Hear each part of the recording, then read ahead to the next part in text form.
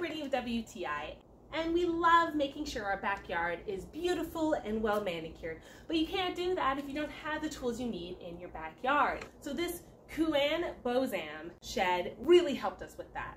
We worked really hard on remodeling our backyard to make everything nice and beautiful. So I really appreciated the beauty, but also the usefulness of this shed. It's small, which is very important too, because it's right next to where the pathway to get to the hose to water things. It has shelves on the left side and a big open area on the right. It's got little hooks you can put maybe your gloves, a hat. The wood is so well made and smells so nice. It's got this nice cedar pine smell to it, which is so soothing. When you open up the shed doors, you get a big whiff of it, which puts you in the mood to beautify your backyard.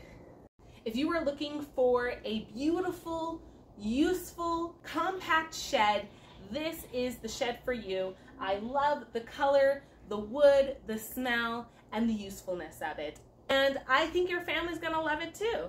But that's my point of view.